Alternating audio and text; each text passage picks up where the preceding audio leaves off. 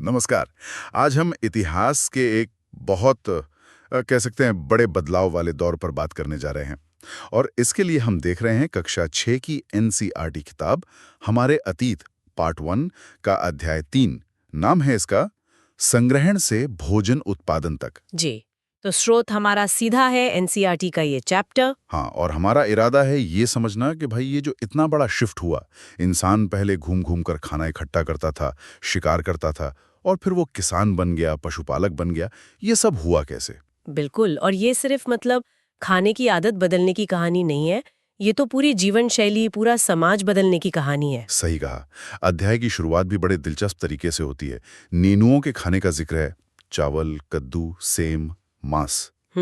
ये लिस्ट दिखाती है कि खाने में कितनी वैरायटी आ गई थी, और ये वैरायटी जुड़ी है खेती से। तो चलिए इसी में जरा और गहरे उतरते हैं। हाँ, शुरू करते हैं। हाँ, तो पिछले चैप्टर में हमने देखा था कि मौसम बदल रहा था, दुनिया गर्म हो रही थी, घास के मैदान बढ़ रहे थे। तो इस माहौल में लोगों ने नोटिस करना शुरू किया होगा, है ना? हाँ, ये पौधे कैसे उगते हैं, बीज गिरता है फिर नया पौधा निकलता है, ये सब उन्होंने देखा होगा। देखा तो होगा, पर सिर्फ देखने से तो किसान नहीं बन गए। उन्होंने पौधों की क्या कहते हैं देखभाल कैसे शुरू की।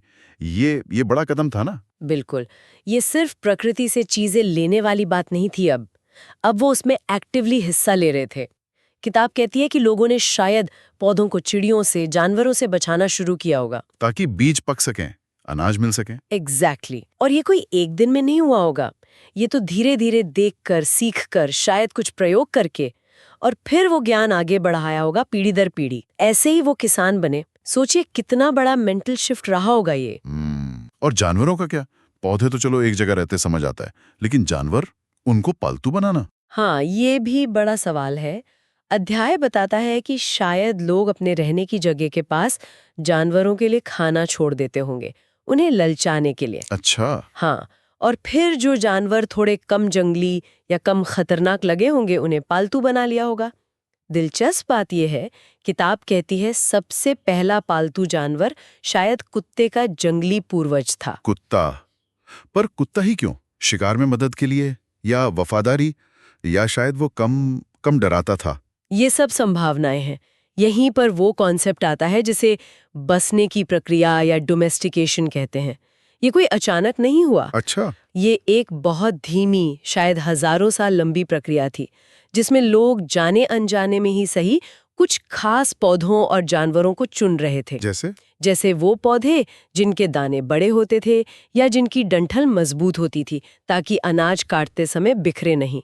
जानवरों में भी जो थोड़े शांत स्वभाव के थे, जिन्हें काबू करना आसान था, उन्हें पाला गया। किताब में गेहूं, जौ, भेड़, बकरी का जिक्र है। हाँ। और कमाल की बात यह है कि इस चुनने की प्रक्रिया ने इन पालतू पौधों और जानवरों को उनकी जंगली किस्मों से अलग कर दिया। किताब में सूअर के दांतों का चित्र भी है। हाँ, वो दिखाता है कि कैसे पालतू सूअर के दांत जंगली सूअर से छोटे होते गए। सींगों के साथ भी ऐसा ही हुआ होगा। ये एक तरह से प्रकृति में इंसान का दखल था। सही, निश्चित रूप से। और ये प्रक्रिया जो करीब 12,000 साल पहले शुरू हुई, इसने दुनिया ही बदल दी। आज हम जो खाना खाते हैं, जो जानवर पालते हैं, वो सब इसी लंबी कहानी का नतीजा है। ये हमारे भोजन की सुरक्षा का, उसकी विविधता का आधार बनी। ये सिर्फ पेट भरने का सवाल नहीं था, ये तो सभ्यता के विकास का इंजन बन गया एक तरह से। अच्छा, तो पौधे उगाना शुरू किया, मतलब अब एक जगह टिकना पड़ा होगा। ये तो बहुत बड़ा बदलाव था उनके घूमने फिरने वाले जीवन से। हाँ, बिल्कुल। क्यों टिकना पड़ा? जाहिर है, पौधों को पानी देना है, खरपतवार हटानी है, जानवरों से बचाना है, और फिर फसल पकने का महीनों इंतजार करना है। ये सब घूमते फिरते तो नहीं हो सकता। नहीं, बिल्कुल नहीं। और जब फसल पक गई, अनाज मिला, तो उसे एकदम से तो खा नहीं सकते थे। उसे आगे के लिए बचाना था, और अगले साल बोने के लिए बीज भी तो रखने थे। हाँ। तो यहीं से जरूरत पैदा हुई भंडारण की, स्टोरेज की। और स्टोरेज के तरीके भी कितने सरल पर असरदार थे। किताब बताती है लोगों ने मिट्टी के बड़े बड़े बर्तन बनाए, या फिर टोकरियां बुनी, या फिर जमीन में ही गड्ढे खोद लिए अनाज रखने के लिए। हाँ, ये सोचने वाली बात है। जो शिकारी संग्राहक थे, वो तो अपना सामान लेकर घूमते थे। वो भारी मिट्टी के बर्तन क्यों बनाते? सही बात है। शायद नहीं बनाते होंगे, या कम बनाते होंगे। स्टोरेज की जरूरत नहीं, नई चीजें बनाना सिखाया। और जानवरों का भंडारण, ये क्या मतलब हुआ? उन्हें भी एक तरह का चलता फिरता भोजन भंडार माना जा सकता है ना। अच्छा। Living store of food. हाँ। जानवर अपने आप बढ़ते हैं, बच्चे देते हैं, उनसे दूध जैसा रेगुलर खाना मिलता है और जरूरत पड़ने पर मांस भी। किताब ये भी पूछती है जानवरों से और क्या मिल सकता था? आज सोचें तो।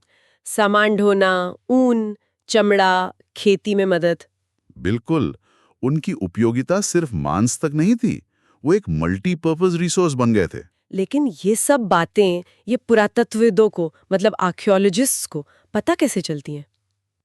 हजारों साल बाद उन्हें कैसे मालूम कि फलां जगह जौ उगता था या भेड़ पाली जाती थी? हाँ, ये बड़ा दिलचस्प काम है, जासूसी जैसा ही है। हाँ हाँ। वो खुदाई में मिली चीजों का एनालिसिस करते हैं।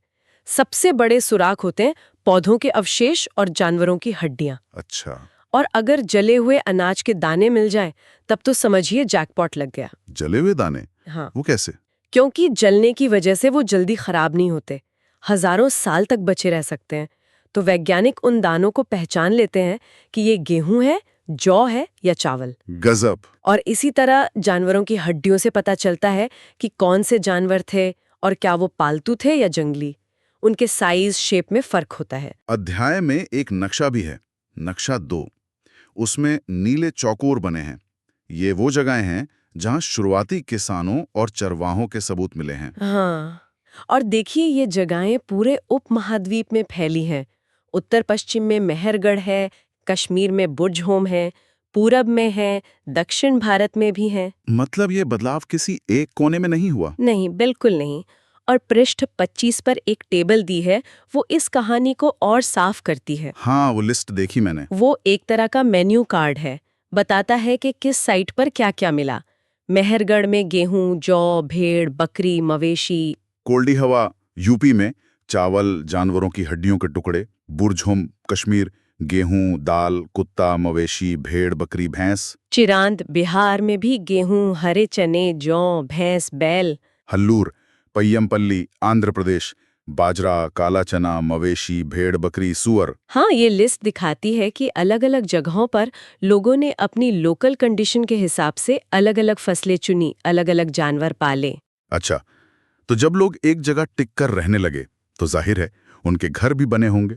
अब वो गुफाओं या अस्थायी झोपड़ियों से आगे बढ़े होंगे। बिल्कुल, स्थायी जीवन के निशान घरों के रूप में मिलते हैं।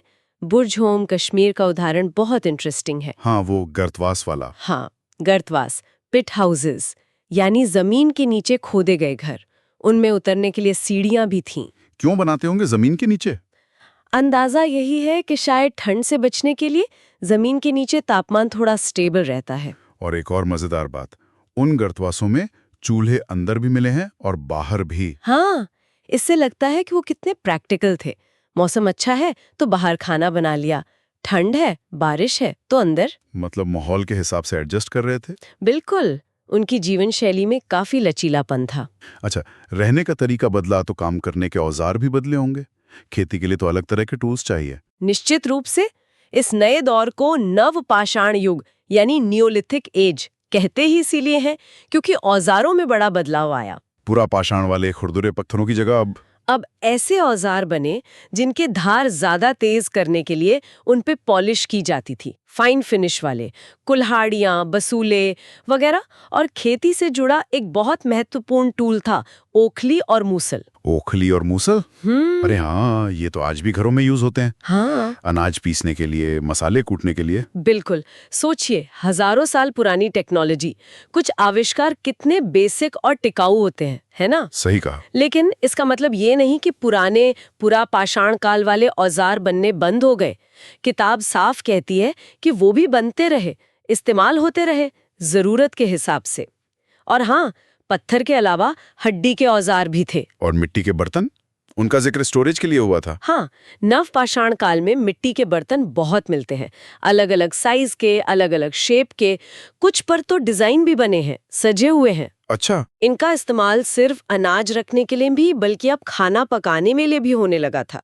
खासकर चावल, गेहूं, दाल जैसे अनाज जो अब डाइट का जरूरी हिस्सा बन गए थे, उन्हें पकाने के लिए बर्तन तो चाहिए ही थे। और एक और बड़ी चीज का जिक्र है, कपड़ा। हाँ, कपड़ा। लोगों ने कपास उगाना सीख लिया था और उससे कपड़ा बुनना भी शुरू कर दिया था। मतलब अब सिर्फ जानवरों की खाल या पेड़ों की छाल नहीं पहननी पड़ती थी। ये भी तो जीवन में बड़ा सुधार था। बिल्कुल, लेकिन यहाँ एक बात ध्यान रखनी जरूरी है। ये जो सारे बदलाव हम गिन रहे हैं, खेती, पशुपालन, एक जगह बसना, नए औजार, बर्तन, कपड़ा, ये सब हर जगह एक साथ एक ही स्पीड से नहीं हुआ। अच्छा। हाँ, ये कोई स्विच दबाने जैसा नहीं था कि सब बदल गया। कई इलाकों में लोग हजारों साल बाद तक भी शिकार और भोजन जमा करने पर ही जी रहे थे। कुछ जगहों पर लोगों ने धीरे धीरे खेती पशुपालन अपनाया और कई बार तो लोग मौसम के हिसाब से दोनों काम करते थे। कुछ महीने खेती कर ली, बाकी टाइम शिकार या फल फूल इकट्ठा कर लिए। मतलब ये काफी मिलीजुली तस्वीर थी। बिल्कुल, एक जटिल प्रक्रिया थी ये। ठीक है, अब ये तो हो गई चीजों की बात, घर, औजार, बर्तन, हड्डियां। लेकिन उस समय के लोग, उनके रीति रिवाज क्या थे? वो समाज में कैसे रहते थे, क्या सोचते थे, ये कैसे पता चलता है? ये मुश्किल सवाल है, क्योंकि रीति रिवाज, मान्यताएं, ये चीजें पत्थर या मिट्टी की तरह हजारों साल तक बची नहीं रहती। सही बात है। तो यहाँ आर्कियोलॉजिस्ट और हिस्टोरियंस एक तरीका अपनाते हैं। वो आज की कुछ ऐसी कम्युनिटीज को स्टडी करते हैं जो अभी भी सरल तरीके से खेती या पशुपालन करती हैं और छोटे ग्रुप्स में रहती हैं। किताब में इन्हें जनजाति, ट्राइब्स कहा गया है। अच्छा, आज की जनजातियों को देखकर अंदाजा लगाते हैं। हाँ, माना जाता है कि शायद इन समुदायों के कुछ तौर तरीके, कुछ नियम कायदे पुराने जमाने के समुदायों जैसे हो सकते हैं, लेकिन ये सिर्फ एक अंदाजा है। इसे बहुत सावधानी से इस्तेमाल करना होता है। तो किताब इन जनजातियों के बारे में क्या बताती है?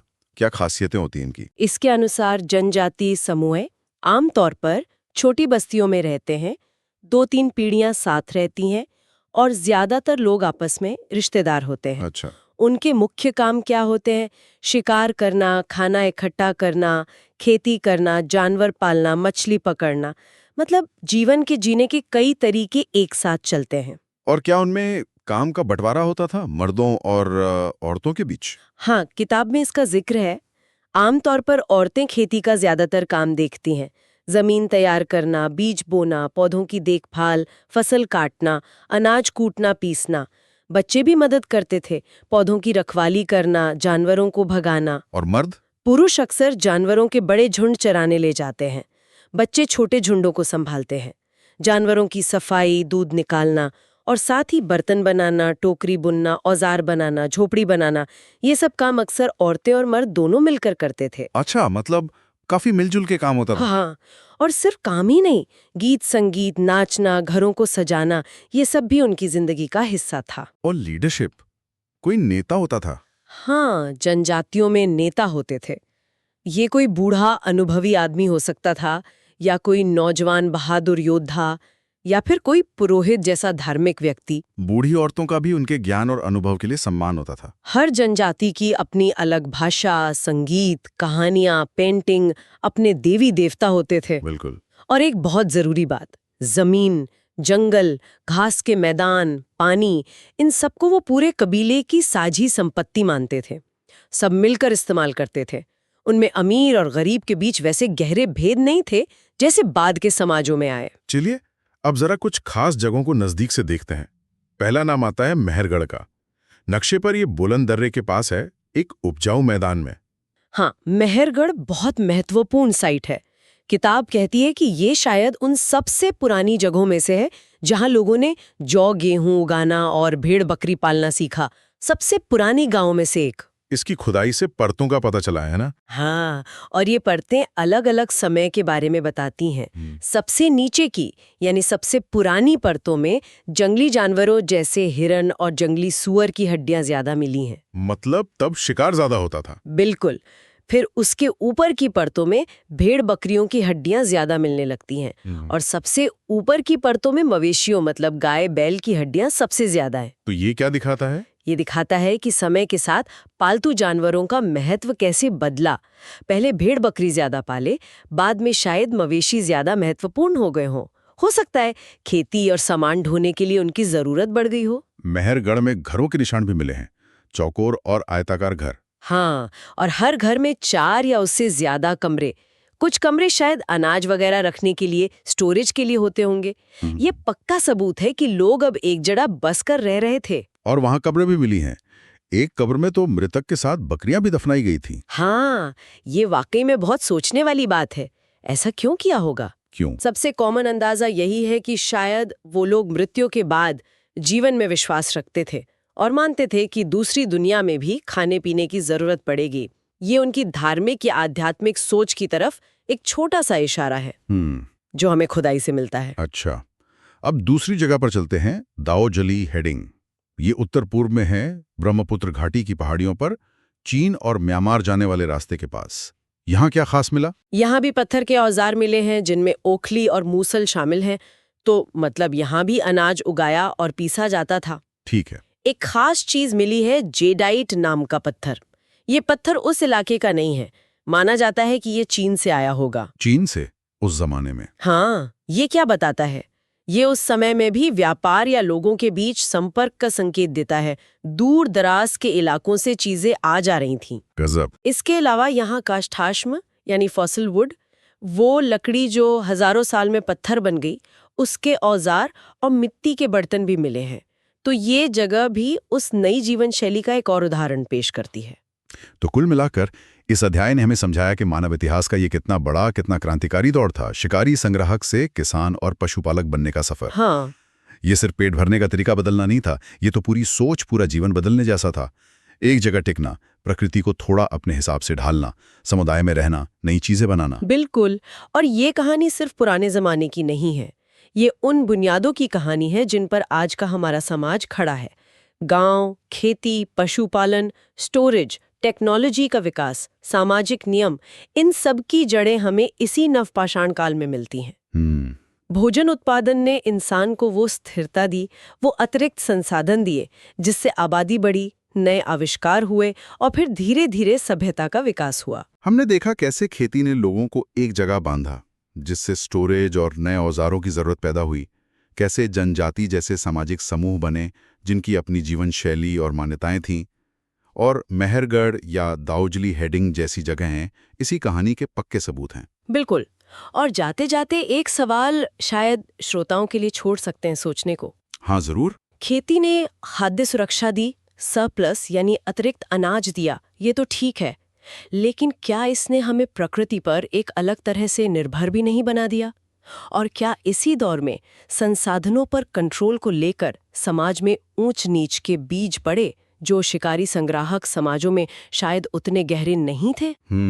क्या हजारों साल पहले हुए इस बदलाव की गूंज आज भी हमारे समाज में, हमारी अर्थव्यवस्था में और प्रकृति के साथ हमारे रिश्ते में सुनाई देती है?